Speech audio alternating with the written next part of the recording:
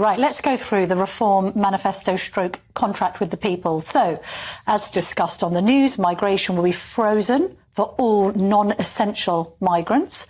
The boats will be stopped by leaving the ECHR. Illegal migrants will be detained and deported. Small boats will be picked up and taken back to France.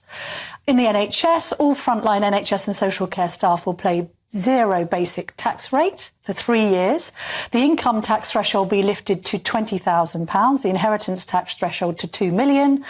Net zero drive will be scrapped, green levies to bring down energy bills. We're going to save £5 in every 100, Reform says, that the government spends.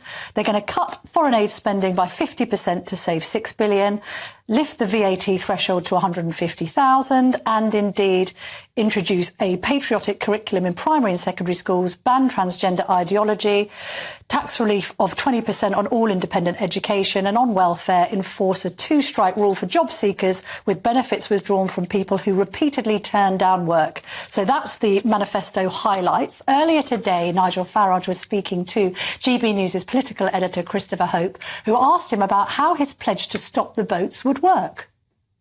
Small boats, pick them up, take them back to France. I mean, if it was that easy, it wouldn't be a crisis. Well, leave the ECHR. OK, so ECHR leaving first before that can happen. Leave the ECHR, establish a law that says that no one comes via this route will ever be given refugee status, and then, if you have to, pick them up and take them back for their own safety. And the issue there of migration, you want to get back to zero in a couple of years. Won't that be a huge problem for companies that rely on it? No. This is zero net migration. Okay. It means skilled people can still come, people can go, of course. And the history, the idea of a patriotic curriculum. I am just so sick to death of our youngsters being told that we are a uniquely bad country because we pursued slavery, as if we were the only country in history. It was bad though, right? It was bad, yes, and every other European country, and it's still happening in many parts of the world today. But why not teach them as well that we spent 40 years with the Royal Naval Squadron driving slavery off the high seas, and that the British government spent more money stopping slavery than it ever earned from it. Make sure kids get a sense of balance. Nigel Farage there talking to Christopher Hope. Well, let's bring in Catherine Forster, our political correspondent, and discuss some of the numbers, because I've got the costing in front of me here.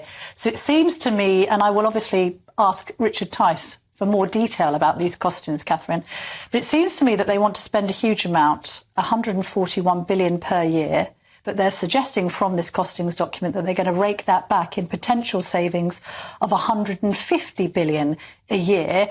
The reaction to that has been that these are big spending pledges and that it actually makes Trussonomics look quite tame by comparison. Yes.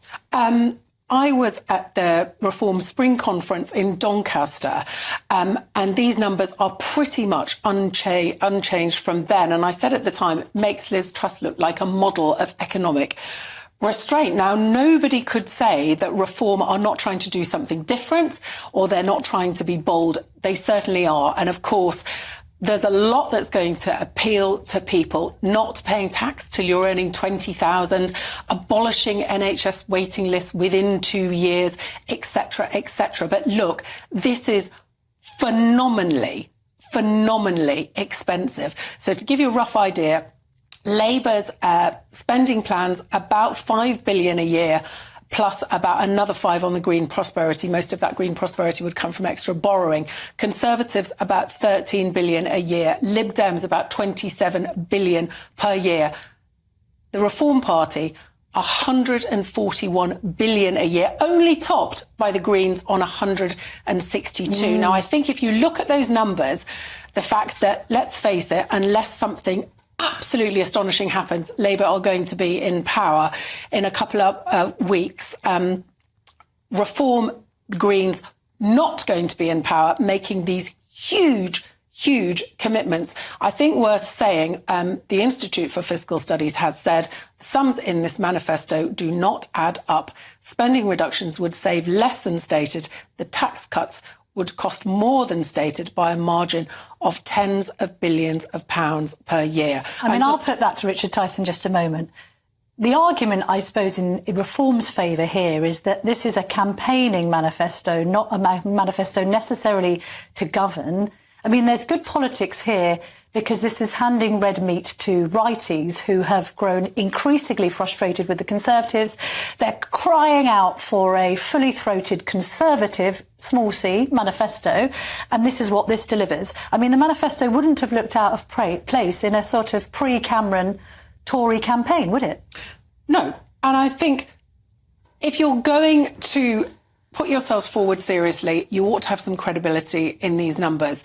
I think saving 50 billion a year through wasteful government spending, not saying there is no waste, but questionable how you would do that. But taking that aside, of course, a lot of what Reform are saying, are pledging, is going to be hugely appealing to traditional Conservative voters who feel that the Conservatives have lost their way.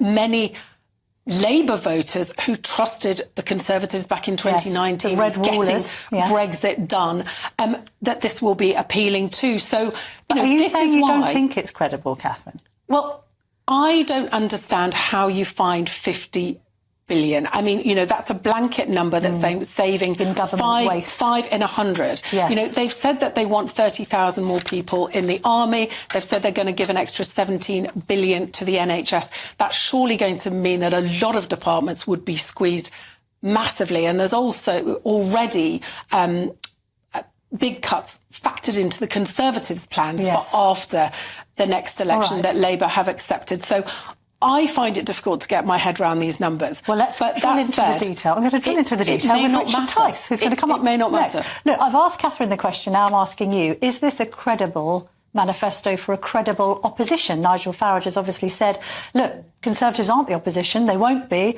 Labour are going to win a landslide and I'm the only person that can hold Labour's feet to the flames.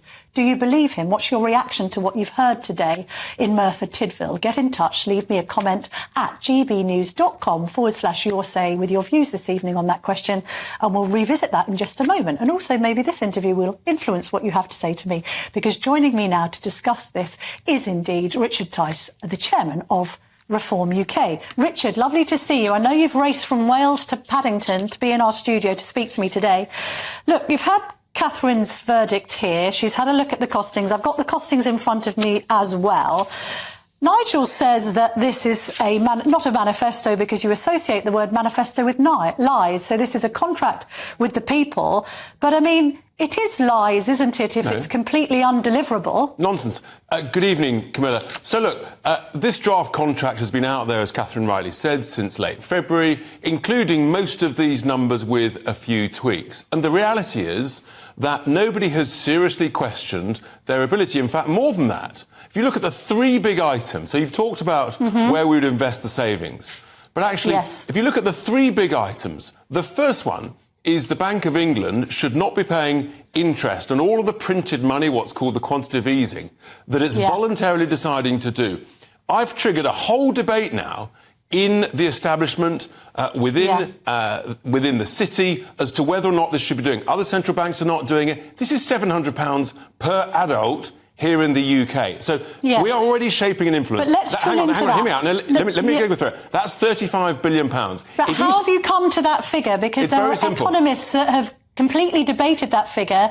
They say that, yes, this is a good policy, stopping bank interest on QE reserves, but actually it'll only raise, at best, $3 billion. So how have you come up with 35? It's incredibly simple. It's dependent on interest rates, isn't it? At the moment, they're high. What if they're low? It's incredibly simple, and they clearly can't work a calculator. The number is 728 billion, 730 billion, which is the current printed money. At the current rate of interest is about 5.25%. That right? The current rate of interest. Exactly, but yes. But do you agree with me that interest rates are going to come down? Well, barely. Let's remember 5%. So the figures... Hang on. Hear me out. If you're going to ask a question, let me answer. Okay. 5% plus or minus is about the long-term average of base rate over decades, except in the last decade. So it's a perfectly reasonable assumption. I've always said that's the current interest rate. Interest rates could go up, Camilla, in which case this sum goes up. Last year, the government spent 20 billion quid. So that's the key thing there, right? The great thing is people now agree the principle is right. You can argue about the number. The next thing is... Well, it's important to have the number, isn't it? Of course, and I've put the number out there because I want to trigger the debate. But at the moment... You've given the most generous number possible. No, Camilla, if interest rates are cut, then you're not going to make as much money from this. And what if interest rates go up, Camilla? then the But number's what if they even come bigger. down? Oh, Well, come on, Mr. Tice. We're I'm very sorry. aware of the fact that the Bank of England is going to cut interest rates probably in August. They can't go up any further. Inflation's come down. Hang on. Rates will come People- down. I'm That's what's sorry. happening in America. So this 35 billion is a bit chunky, isn't it? If interest rates go up, Camilla, the number grows. The point is that is a mathematical calculation based on where interest rates are today. A year ago, Camilla, people didn't think that 4% could go to 5.25%. Right? The second key item. The second key item is the You're cost the only of... person that seems to think that interest rates are going to go up rather than down. They could do either, and I've been very clear about that. I'm not saying they're not going to go down. I'm saying it's a mathematical calculation. Right. Anybody's suggestions it's just 3 billion clearly can't work a calculator. The second Let's key talk thing... about your let's talk about- savings and No, waste. let's- Where are they going to come from? The 50 billion. The second thing is net zero. When net zero was voted through, no one said that it was going to cost 30 billion a year. No one said it was going to cost 3 trillion pounds that the National Grid estimates is the cost of net zero. No one said that we would have to build thousands of pylons across the English countryside, blighting our environment. These are the things, and this is the cost, and it's only Reform UK that says if you scrap net zero, that'll make no difference at all to global climate change, and that these two main parties are obsessed by, you will save tens of billions of pounds of taxpayers' cash every year. The whole point of a I get democracy... that. Right, you get that, thank you. That's another 30 billion. Can Right. you go through where you're going to get this 50 billion Yeah, absolutely. in Very happily. savings? So which government departments are you going to find the savings in? And where are you going to find the highest savings? You've It's talked incredibly about simple. Right, Camilla. finding them in government We departments, are- quangos and commissions. Do you know how many quangos and commissions and departments there are? There's over 600 of them, many of them, frankly, utterly useless. The truth is, right, whether we look at our personal bills at home and we say, it's tough, we've got to tighten our belt, we've got to save £5 in 100 and still pay the bills. Small businesses, owners, managers are doing exactly the same. You say to your spending managers, you've got to save £5 in 100, otherwise we're going to go bust. Do it. Get it done. We come Which from the world... Hang on. departments are the Can most you- wasteful? Can you let me finish? Right? We've got to say to every department across the whole piece, right, we are going bust as a nation if we carry on spending hundreds of billions more than we earn. We've got to change. We've got no growth in the economy. Everybody is getting poorer. We've got to cut wasteful spending. When I talk about cuts, the waste in the NHS, I always get contacted by doctors and nurses who says, Richard, thank heavens you're saying this. There's so much waste everywhere. The idea, anybody that suggests there's no waste in the public sector when it's employed... We all agree there's a lot of waste. Right, well then but let can me I just answer the ask this question. 600,000 more civil servants and public sector workers in 5 years, and productivity has got worse, waiting lists have got longer, which proves my point. There's waste everywhere. What you've got But to do... where would you cut Everywhere, first? Camilla. Everywhere. There is But waste haven't you got everywhere. a list of priorities? Which department wastes the most money, Mr. Tice? It's Where very would you simple. start? What you do as a boss is you say to every spending manager of every department, you've got to save £5 in 100 without cutting the front line. That's right. And if you don't, guess what? You're fired. And all of a sudden, in the world of business, that's what happens. They save the money. They stop wasting money on nice to have. And we've got to run the country in the same way that you run a business that's in trouble. And if we don't... I totally understand Right, it. well, that's my point. But which department do you think wastes the most money? I think I'm just asking you a simple question. You And must have done a deep dive. To which my answer is all of them. Every single one. And some of the quangos, there's probably 100 to 200... there's probably 100 to 150 to 200 quangos and commissions. Just scrap them. No one would notice a blind bit of difference. You've literally got to be really tough, really businesslike on this. Otherwise, we're not going to create growth. What this does, crucially, and it's the only party that talks about this, we've got to create some conditions for growth in this economy. We've got the longest recession per person. If we keep tinkering around the edges, like these socialists of Labour and Conservatives do, then we're not going to create any growth. In the 80s and 90s, we grew at 2.5% to 3.5% a year. No one's talking about that except us. That's the opportunity we've got to go for. But to do it, we've got to be bold, we've got to be different, and we've got to be brave. Mr. Tice, just really finally, because we're running out of time here, the IFS says that spending 17 billion a year trying to reduce those NHS waiting lists to zero in 2 years is not credible.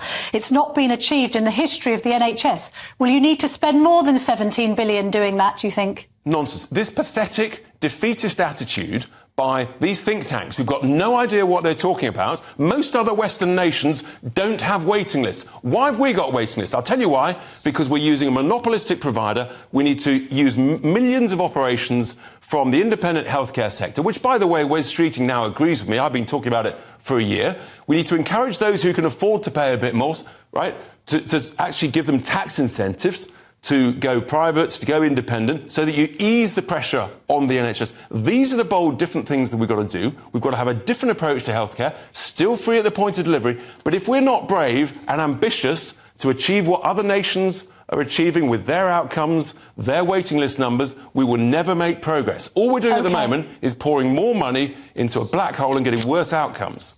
All right, Richard Tice, thank you very much indeed for joining me, not least after a very busy day in Wales. Thank you.